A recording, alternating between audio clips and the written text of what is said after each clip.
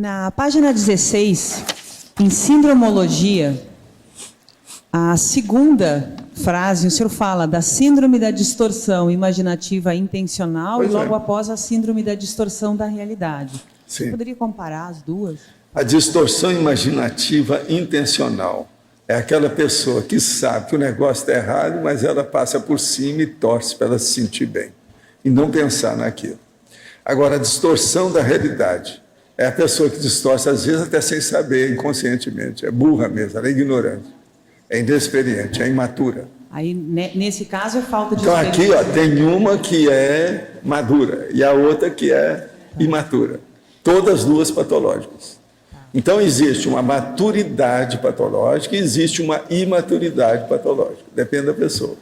Então, essa distorção... Por exemplo, um alcoólatra que não quer saber de nada, faz 50 anos que bebe e ainda está aos pedaços com o corpo, ele entende? Tem muita personalidade patológica. Agora, aqui entraria também os casos de manipulação, aquilo que a pessoa tem o objetivo... Qualquer coisa, em matéria ela de sexo, distorce qualquer coisa que seja excessiva entra nisso, é vício. É o vício sexual. Sim. Qualquer coisa. Tem um monte disso. Por exemplo, esses caras que vivem batendo na mulher, é processo de sexo dele. Aquilo ajuda a ele ter satisfação sexual. Por quê? Ele é um cérebro, um carrasco. Tem muita gente assim. Entende? O processo é muito mais embaixo, a patologia desses caras são terríveis. Vocês já viram algum estudo aí, que se a pessoa quer ver com profundidade, precisa estudar serial killer. Quem é que são esses assassinos assim, sério? Aí eu comprei um livro semana passada sobre... Mas tem que estudar um negócio sério, não vai ver só a televisão não, que isso não resolve. Tem que ver o caso todo, seguir como é que foi. Tem livros. Lá embaixo tem até dicionário de serial killer, enciclopédia de serial killer. É um padrão. Isso aí é que a gente vai ver o que é a baratosfera. Sim. E como é que as pessoas precisam de ir para outro planeta inferior a esse.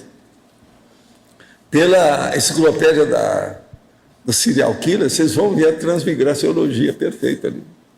Agora, professor, esses casos de serial killer, esquizofrenia, esse padrão de distorção constante da realidade, chega um momento que a pessoa não consegue... Tem uma situação dessa que a pessoa tem até medo dele. Tem casos, por exemplo, de distorção sexual, que a pessoa fala assim, não, me prenda porque senão eu vou fazer besteira. Não adianta. Quem é pior nisso? Você sabe que tem uma pessoa distorcida sexualmente que é o pior de todos eles. Quem é? Pedófilo. Está provado por A mais B. Eu sempre fiquei de olho em playground. Lá no Rio, eu olhava muito o processo de playground, porque eu morava perto da Praça General Osório. De vez em quando eu via uma pessoa, olhava o jeito, chegava lá, teve gente que eu fiz até uma abordagem, só para ver a psicosfera. Você via direitinho o pedófilo, olhando as coisas. Isso é em plena Praça General Osório, Ipanema, no Rio. Então é um perigo esse povo.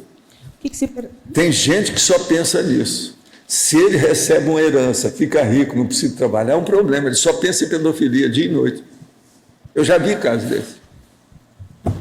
Agora, professor, o que o senhor vê na psicosfera de um pedófilo? É uma atração constante? Não, eu vi que havia gente atrás dele perturbada, muito esquisito.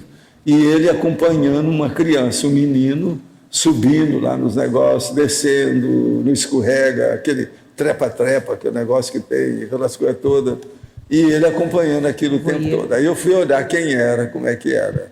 Um cara muito bem apessoado, tudo arrumado, morava na Zona Sul, lá perto.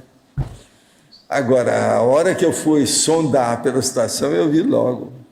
E outra coisa, a hora que eu comecei a querer entrar no assunto, ele caiu fora. Deu uma desculpa, não quis saber de nada. Tem muita gente assim. Esse tipo de distorção, ele é passível de tratamento a longo prazo, de alguma forma? Tem uns casos desses que não tem saída, não. Tem que ter prisão para o cara. Tem que arranjar uma escola onde ele possa trabalhar com adultos, só adulto, para ele trabalhar lá na lavoura, alguma coisa nesse sentido. Eu não vejo saída para isso, não. Tem casos desses que a distorção é muito forte. Com aquele corpo, às vezes a saúde que a pessoa tem é um perigo.